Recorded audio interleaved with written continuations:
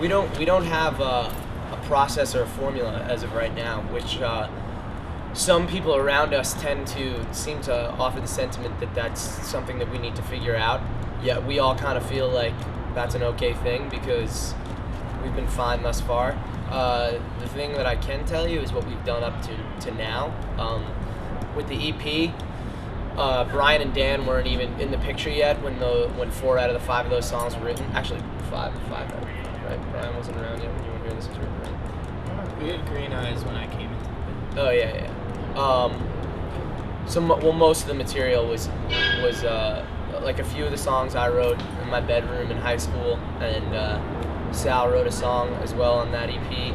And the way it kind of worked was the two of us kind of laid down the foundation for it, and everyone came in and took the parts that we kind of had in mind or whatever, and took them and made them theirs and personalized them and took them to a whole different level. And with the full length, I really wanted like everyone's 20% on everything. Like I really wanted to write as a group as opposed to me in a bedroom.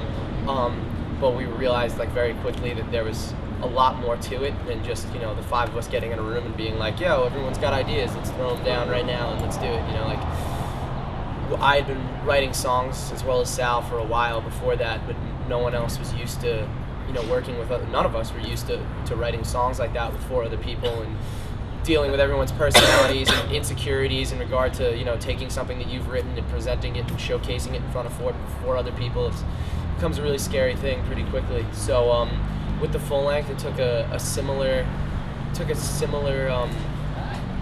process, I guess, that the EP took, where I was taking like the foundations of things and coming in and bringing them and saying like, listen, I wrote this on guitar.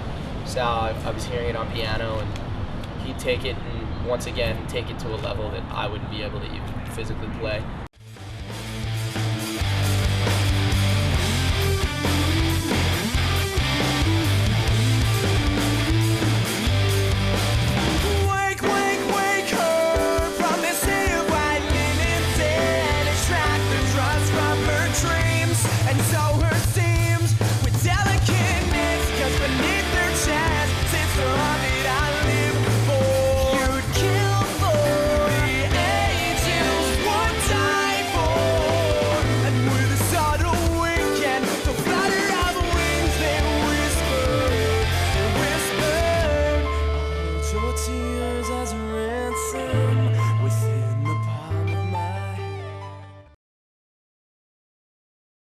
I think that there's different kinds of pressure, and it depends on the band too. Like, there are bands who blow up within a year of their actual incarnation or whatever as a band, and then they immediately have this pressure on their shoulders to live up to that with their next record, and they immediately have this pressure to follow with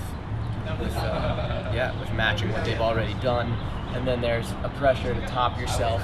There's a pressure to recreate what you have on record live. There's a pressure to do what you have in a live scenario and capture it on a record. There's all different types of pressure. I think the main thing that we've learned is to know that pressure can be a good thing and that you have to accept it and make sure that it's a healthy type of pressure. I feel like Sal said, we're all like perfectly content where we're at right now. Like, we're not the type of band who is looking at bands bigger than us and being like, why aren't we there, or why can't we get there quicker or whatever. Like, we're really happy growing at the rate that we're growing, because the most important thing is, to us, is to not want to deal with that pressure, the bad kind of pressure.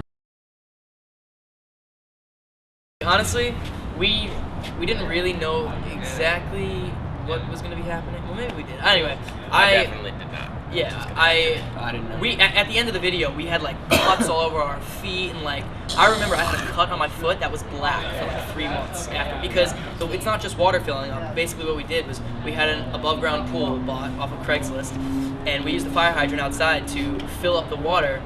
Fill up the pool slowly as the song went on. But we also stained the carpet of the pool with like dirt and coffee or black paint. So it wasn't just water. We just got to thrash for like 8 hours in the water. We thought it would be weird to pretend to sing our song like while it's blasting in the background, but it was really fun.